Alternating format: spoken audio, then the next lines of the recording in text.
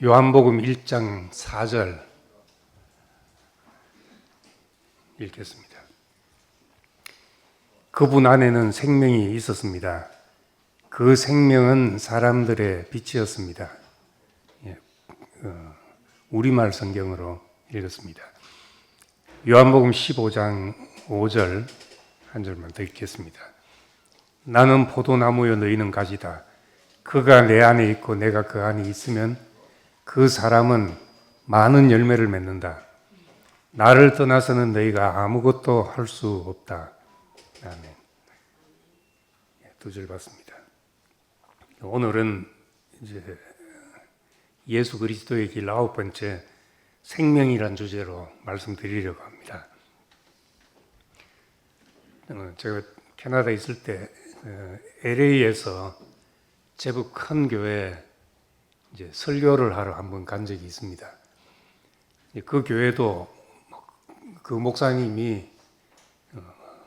이제 세상에서 최고인 줄 알고 또 자기 교회 같은 데가 없다고 생각을 하고 그런 교회들이 여러 곳 한국과 또 미국 여러 곳에 이 목사님 말씀을 듣는 지교회가 있어서 LA에서 꽤 유명한 교회입니다.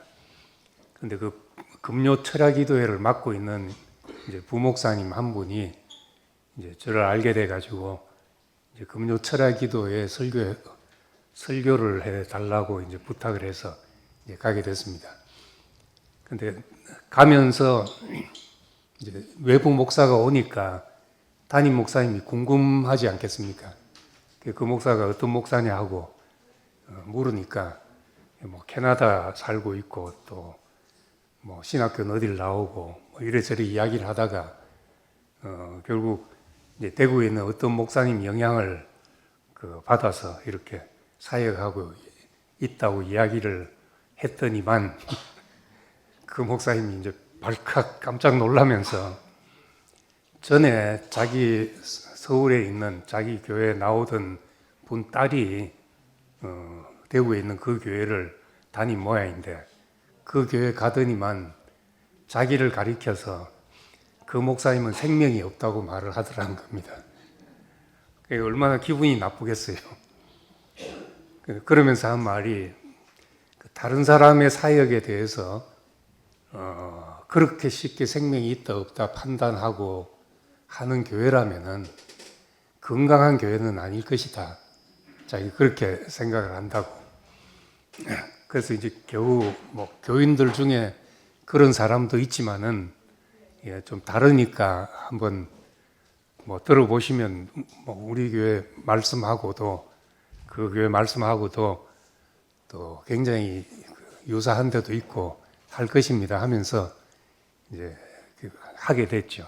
그래서 그 목사님도 만나고 뭐 이런저런 얘기도 나누고 했는데 이제 그 얘기를 들으면서 참 우리가 쉽게 하는 말이잖아요. 뭐 생명이 없다, 뭐 말씀을 못 알아듣는다.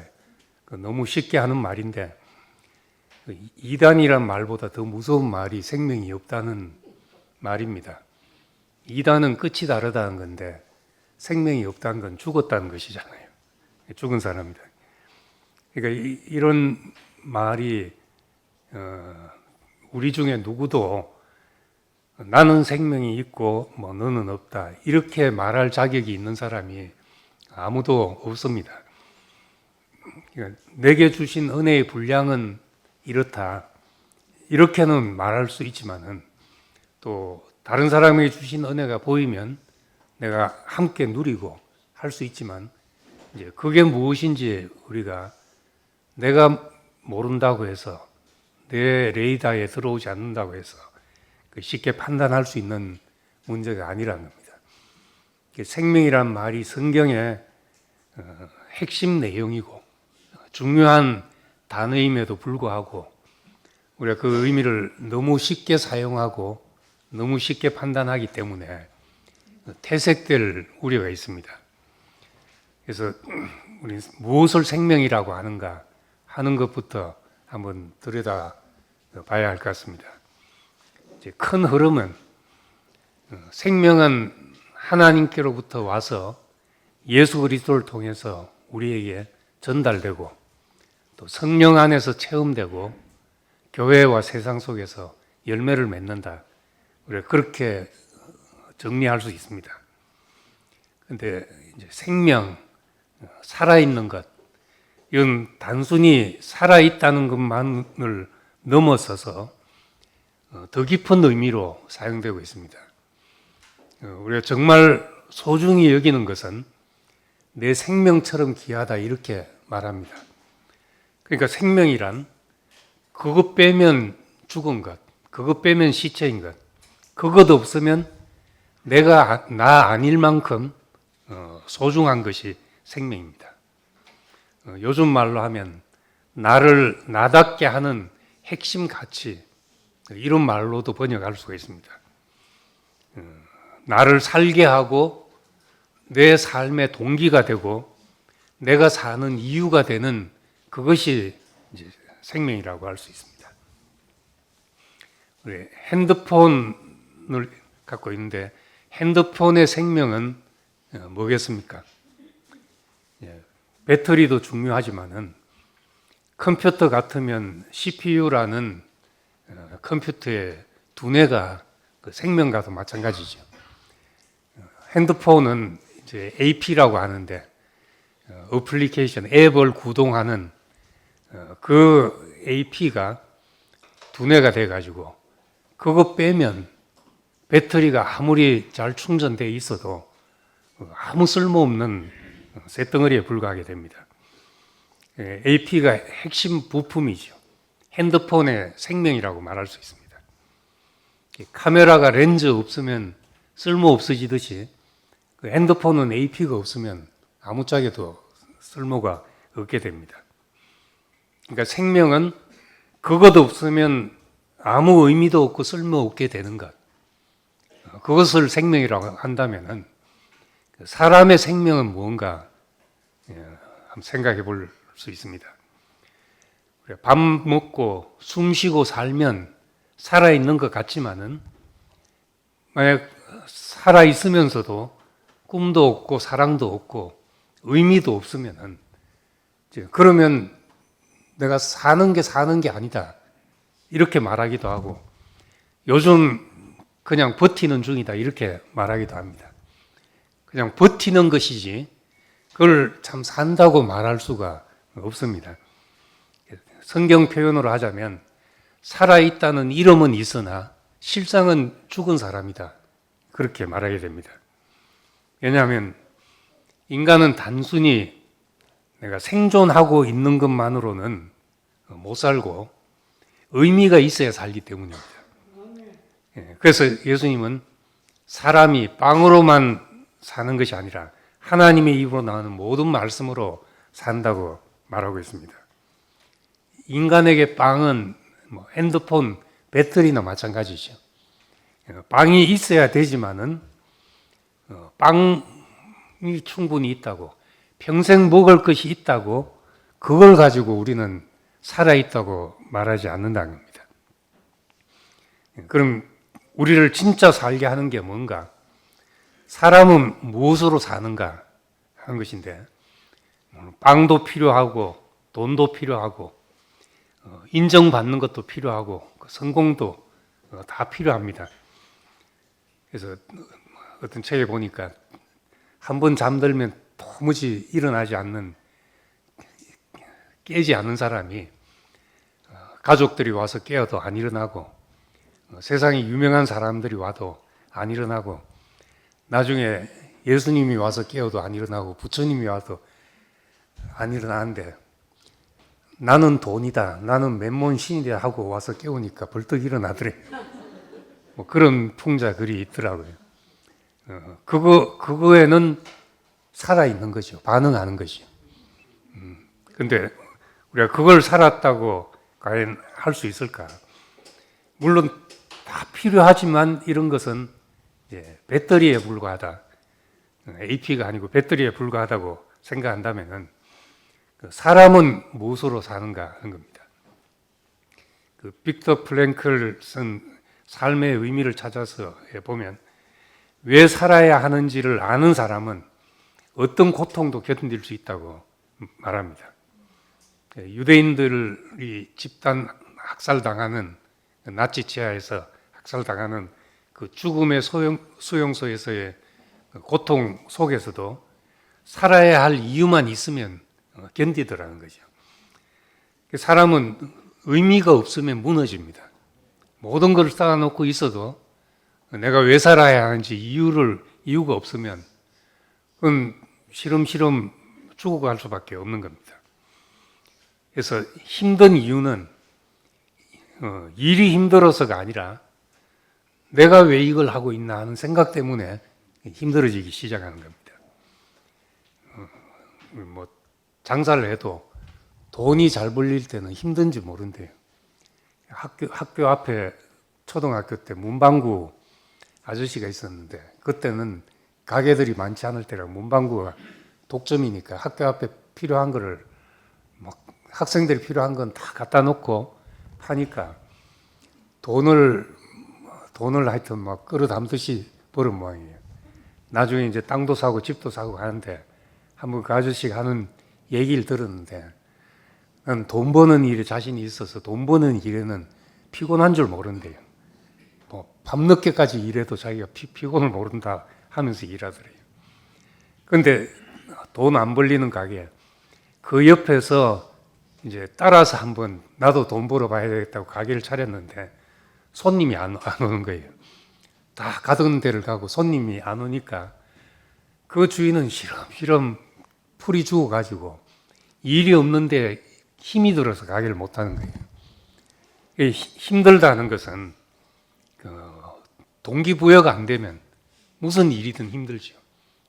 사는 데 있어서 내가 왜 이걸 하고 있지 하는 의미가 알아지지 않으면 그건 다 의미 없는 힘든 일이 되어버린다는 겁니다. 다시 말하면 생명은 나를 살아 움직이게 하고 나를 나답게 만들고 내가 왜 사는지를 알게 하는 그것이 우리의 생명이라고 말할 수 있습니다. 지금 나를 움직이게 하는 것이 무엇이 돼야 하는가? 오늘 성경 읽은 말씀 요한복음 1장 4절에 그 안에 생명이 있었다. 그분 안에 생명이 있었다. 이 생명은 사람들의 빛이다. 이렇게 말합니다. 다시 말해 예수 안에 진짜 삶의 원천, 삶의 이유가 있다고 말합니다. 가장 소중히 여겨야 될 삶의 목적과 이유가 있다면 우리가 그거 한번 들여다봐야 되지 않겠냐는 거죠. 하나님이 사람에게 두신 영원한 목적과 계획을 할 때 삶의 모든 순간이 의미가 있고 또 거둘 열매가 있어지게 됩니다. 그래서 예수님을 가리켜서 그 안에 생명이 있었다 이렇게 말하는데 그 생명이 어떤 생명인가? 4장에 가면은 나의 양식은 나를 보내신 분의 뜻을 행하고 그분의 일을 완성하는 것이다. 이 말은 예수는 자기를 보내신 분을 알고 삶의 이유를 찾은 분이셨다는 거죠. 내가 왜 사는지 이유를 나를 보내신 분 안에서 찾았기 때문에 그래서 나의 양식은 나를 보내신 분의 뜻을 행하는 것이다 이렇게 말했습니다. 1차적으로는 우리 육신의 생명은 이게 내가 살고 있지만 내 것이 아니잖아요. 내 계획에서 나온 것도 아니고 부모님이 서로 사랑하다 보니까 어찌어찌 하다 보니까 내가 나온 거죠, 세상에. 알고 보면 내 인생은 내 것이 아니죠.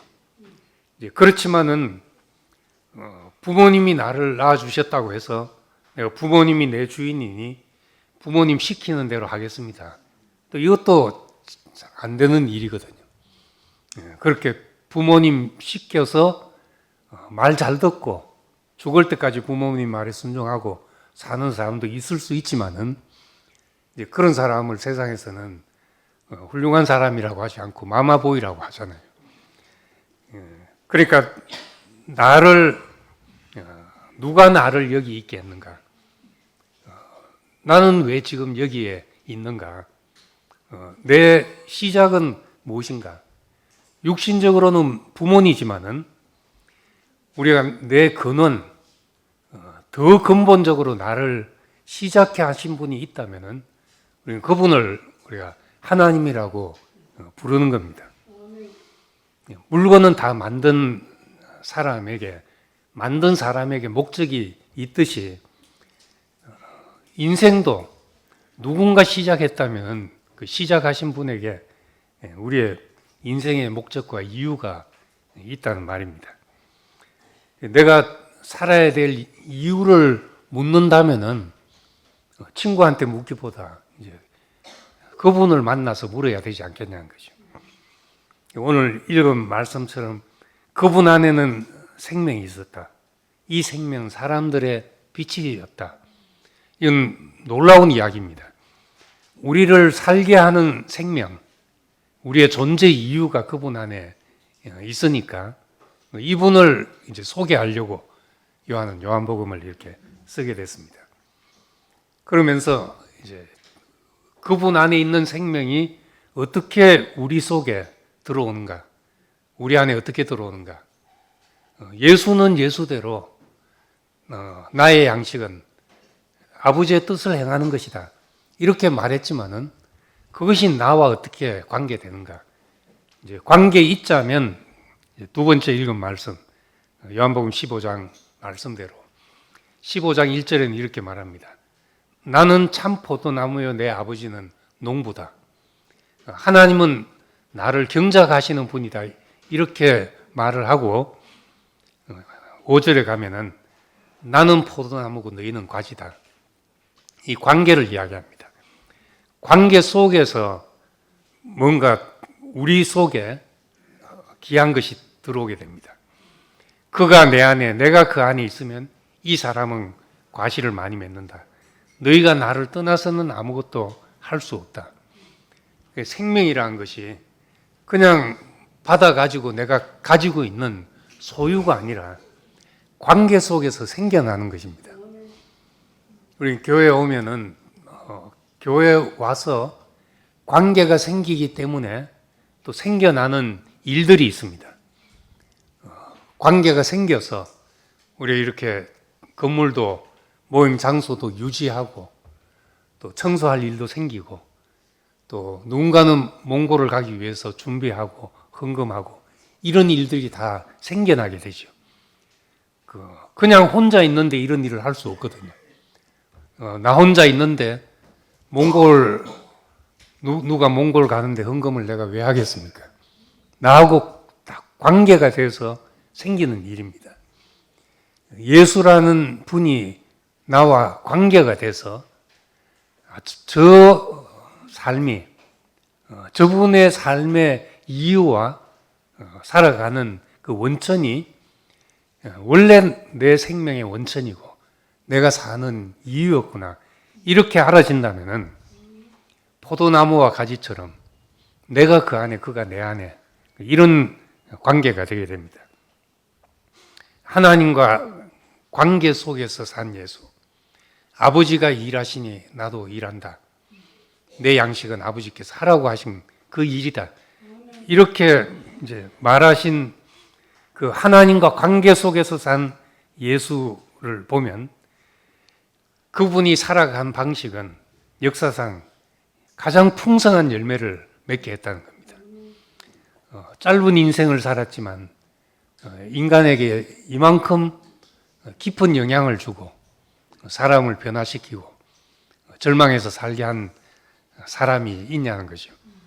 우리도 이분과 관계 속에 있으면은 이분이 하신 일이 우리에게 나타나게 되고 그것이 우리의 삶의 동기가 되고 원천이 되고 우리를 움직이는 이유가 되게 됩니다.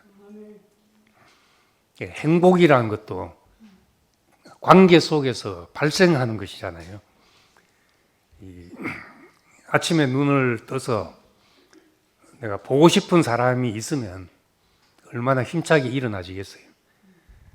요즘 그 유행가 가사들이 참 좋은 가사들이 많던데 그 환생이라는 노래를 어떻게 듣게 됐는데 다시 태어난 것 같아요. 사랑에 빠진 여자가 그렇게 힘들었던 아침이 벌떡 일어나지고 안 하던 샤워를 하고 모든 것이 바뀌어지더라는 겁니다. 그러니까 이 아침에 눈을 떠서 정말 내가 눈을 뜨자마자 보고 싶어진 사람이 있다. 같이 얘기하고 내 속 얘기를 나눌 사람이 있다면은 그 삶의 큰 자산이고 동기가 되죠. 그래서 삶의 질은 관계의 질입니다. 학교에서 정말 배워야 될 게 있다면은 복된 관계를 가지는 능력이잖아요. 우린 경쟁해서 이기는 것을 주로 배우기 때문에 사회에 나와서도 계속 경쟁하고 살려고 하죠. 그래서 교회 생활에도 비교하고 누가 크냐 하고 이런 것이 지배할 수밖에 없습니다. 근데 우리가 참으로 예수께서 하나님과 관계를 가지셨던 그 관계가 우리가 살아가는 방식이 되고 우리 삶의 이유가 되면은 그러면은 우리는 이 세상에서 가장 귀한 것을 가진 사람이 되는 겁니다. 수학 문제를 잘 못 풀어도 사는데 별 지장이 없잖아요. 그렇지요. 살아보신 분들. 근데 관계가 잘 안 되면 평생 고생입니다. 여기 가도 부딪히고 저기 가도 부딪히고 그 관계성이 성경이 우리에게 주는 가장 큰 축복 중에 하나입니다. 하나님과 사람, 아버지와 아들, 예수 그리스도와 나, 이 관계 안에서 모든 좋은 것이 발생하도록 그렇게 우리를 지어놨기 때문에 우리는 그래서 이제 혼자 돛 닦는 사람들이 아니고 관계 안에서 알아가는 사람들이기 때문에 이렇게 교회를 오게 됩니다. 좋은 관계를 가지는 방법을 배우기보다 근본적으로 올바른 위치를 아는 사람이 되면은 좋은 관계가 저절로 나오게 되죠. 정말 우리가 소중한 것이 있는 사람, 내 인생에 다른 사람에 의해서 좌지우지되지 않는 귀중한 것이 있는 사람은 다른 문제에 대해서는 이럴 수도 있고 저럴 수도 있는 사람이 되니까, 유연한 사람이 되니까 관계 가지기에는 너무 좋은 사람이 되죠. 대부분 관계가 깨지는 게 내 주장과 내 고집 때문이잖아요. 나를 위한 그것 때문인데 그런 것이 이럴 수도 있고 저럴 수도 있으면은 누구하고라도 관계를 가질 수 있는 사람이 됩니다. 그렇다고 뭐 간도 쓸개도 빼놓고 아무것도 없는 사람이 아니라 정말 중요한 것이 있기 때문에 다른 것은 다 내려놓을 수 있는 사람. 이것이 예수 안에서 우리가 가지는 관계의 축복이죠. 그 생명은 내게 가장 소중한 것이 무엇인가 하는 문제입니다. 우리는 그걸 내 생명이라고 말할 수가 있습니다. 우리의 생명이신 그리스도, 예수께서 나는 길이요 진리요 생명이다 이렇게 말씀했으면은 우리는 그분과 관계에서 생명을 누리는 것이죠. 우린 예수님이 우리를 위해서 무엇을 해주셨다는 것보다 그분 자신이 모든 사람의 원형, 사람이 원래 저랬어야 되는구나 하는 것을 알게 하는 참 사람의 원형이라고 우리는 말하게 됩니다. 인간이 무엇인지를 보여주는 사람이죠. 그래서 예수님이 오셨을 때 이스라엘은 700년을 나라를 잃고 흩어져 살았던 절망적인 민족이었죠. 36년하고는 비교가 안 되는 그런 절망이었습니다. 게다가 다시 로마 제국의 식민지 아래서 캄캄함 속에 살았던 시대에 그때 구약 성경에 있던 율법 속에서 하나님의 마음을 가지고 모든 사람을 하나님의 마음 앞으로 돌이키게 하는 그런 일을 하셨던 분입니다. 그러니까 가장 절망적인 상황을 가장 복되게 바꾸신 분이었죠. 자신의 그 억울한 죽음까지도 축복으로 바꾸시는 분이었으니까 그가 가진 이 생명 안에서 그 어떤 부정도 복으로 바꿔질 것이 없기 때문에 죽음까지도 이긴 생명이라고 말합니다. 죽음에서 부활했다고도 말하고 부활 생명이라고도 말하는데 죽음이 와도 그것을 삼키고 복으로 바꿀 수 있는 사람이었다는 겁니다. 만약에 사람에게 이런 능력이 있다면 세상에 어떤 능력보다 귀한 거죠. 이 세상의 능력 중에 한 가지를 택하라 하면은 곤란할 때가 많잖아요. 누구의 재능을 가질래, 돈, 매덕을 가질래 하면은 곤란한 선택이 많은데 우리에게는 한 가지 선택은 죽음까지도 이겨서 부활하게 하는, 사망까지도 삼켜서 축복으로 바꾸는 그런 생명, 그런 능력이 있다면은 우린 세상의 모든 것을 버리고 배설물로 여기더라도 그걸 가지지 않겠냐고요. 그 능력을 내 생명으로 가지고 살면 우리를 어떤 자리에 두더라도 어떤 상황에 두더라도 내게 허락된 모든 것이 복이 되고 내게 관계된 모든 사람들이 우리가 축복을 나누는 사람들로 살게 될 것입니다. 그래서 예수는 죽고 부활하신 분, 사건으로 말하면 그렇게 말할 수 있고 생명으로 말하면 죽음까지도 삼키는 생명, 그것까지도 복으로 바꾸는 그런 생명이라는 겁니다.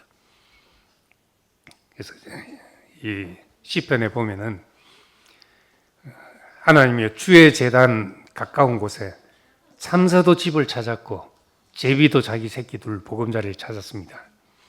말씀했는데 미천한 것도 살 수 있는 자리가 있습니다. 하나님의 집에는 그렇습니다. 예수님은 우리를 아버지 집으로 인도하겠다고 말했습니다. 하나님의 나라, 아버지 집, 우리가 살 곳이 그곳인데 그곳은 이 참새도 집이 있고 제비도 새끼 둘 보금자리를 얻는 그런 곳이다 말했으니까 아무리 미물이라 할지라도 있을 자리가 있는 곳. 우리가 교회 안에서 정말 내가 아무리 미천한 사람이라 할지라도 또 세상에서는 내가 버려지는 사람이라 할지라도 내가 있을 자리가 있는 곳이 있다면은 교회가 그런 곳이 돼야 안 되겠냐는 거지. 교회라는 곳이 그런 곳이 되기보다 우리 사람이 이 안에 있는 사람이 예수의 생명, 예수가 가장 소중하게 여겼던 그것을 내가 생명처럼 소중하게 여기고 사는 사람이 되면 죽음이라도 삼키고 미천한 것까지라도 소중히 여기지고 나 같은 존재라도 하나님 앞에 인정되는 자리가 있고 쓸모 있는 자리가 있다 하는 것을 우리가 아는 세계가 열리게 되죠. 이 생명 안에 살 때 그렇게 되게 되는 겁니다. 제가 배운 것 중 하나는 내가 상대에게서 인정해 주는 것이 있을 때 상대도 나를 쳐다보고 내 말에 귀를 기울이게 되는 거예요. 그냥 내가 정말 귀한 것을 알아서 내 말 들어봐 하고 하면은 듣는 사람 거의 없습니다. 요즘 세상에. 근데 다가가자면 먼저 그 사람 안에 귀한 것을 내가 볼 수 있어야지 다가가지고 그때 고개를 들어서 쳐다보게 돼요. 사람을. 그리고 말을 듣게 되고 교제가 시작이 되죠. 그러면 흘러 들어가게 되거든요. 가시나무 노래처럼 오늘 유행가 가사가 자꾸 나오는데 내 속에 내가 너무도 많아. 당신이 쉴 곳 없었다. 다른 사람이 내 안에 머물 방이 있어야 되죠. 그 사람 보면은 귀히 여겨지고 다시 만나고 싶고 또 그 사람 안에 귀한 것이 내 눈에 보여져야지 내 안에 당신이 있을 곳이 있게 되고 교통이 되고 그리고 나도 그에게로 들어가 이렇게 됩니다. 예수님이 나는 그 안에 내가 그 안에 그가 내 안에 이런 관계가 되자면 서로에게 먹을 것이 있어야 되죠. 성경에 아주 극적인 반전이 있는 얘기 중에 하나가 나다나엘이란 사람이 나오는데 나다나엘이란 사람이 예수 소문을 듣고 예수가 누구냐? 나사렛에서 온 사람이다. 그러니까 그 총동네에서 뭐 좋은 게 나겠냐? 이렇게 비웃었던 사람인데 예수님은 오셔가지고 이 사람이 참 이스라엘 사람이다. 그 속에 간사한 것이 없다. 이런 걸 보셨죠. 그 부정적인 사람에게 그런 걸 보시니까 그 사람이 당신이 누구길래 나를 압니까? 하고 이분이 메시아구나 하고 예수를 따르게 됐습니다. 그러니까 우리 예수님의 그 방법이 아니라 그 안에 생명이 있었기 때문에 사람들을 만나면 살리는 일을 하게 되는데 그것은 그 안에서 하나님이 그 사람에게 두신 가치를 발견하는 것이죠. 우리에게 예수가 가지고 사셨던 생명, 예수를 그렇게 살게 하셨던 그 생명, 그 이유가 우리에게 있으면은 우리도 어딜 가든지 사람을 살리는 사람이 되고 교통하고 내가 그 안에 그가 내 안에 이런 관계가 생겨나서 우리가 그것이 결국 교회가 되는 것이잖아요. 그래서 우리의 생명을 얻는다는 것은 세상에서 가장 소중한 것을 소중히 여기는 것을 얻는 것이죠. 바울이 내가 그리스도를 아는 것이 가장 고상하다. 다른 모든 것은 잃어버리고 배설물로 여길 만큼 그렇게 고상한 것이다. 예수님의 비유에서 말씀한 것처럼 밭에 묻힌 보화와 같다. 하늘나라는 어떤 사람이 그것을 발견하고 모든 것을 팔아서 샀다. 내 인생을 다 쏟아부어서 내가 사고 싶은 그것이 보여질 때 그것이 그 사람의 생명이 되죠.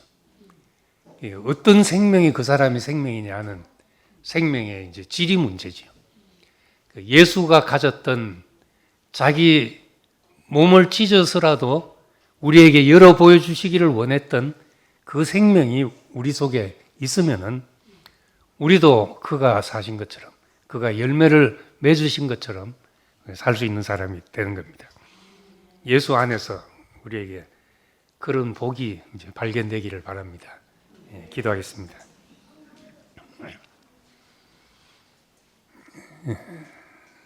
사랑의 아버지 하나님, 우리는 참 이것저것 중요한 것을 찾아서 세상을 헤매지만은 예수 그리스도 안에서 모든 것을 잃어버리고 배설물로 여길 만큼 고상한 것을 찾았고 내 생명이라고 할 것을 찾았습니다.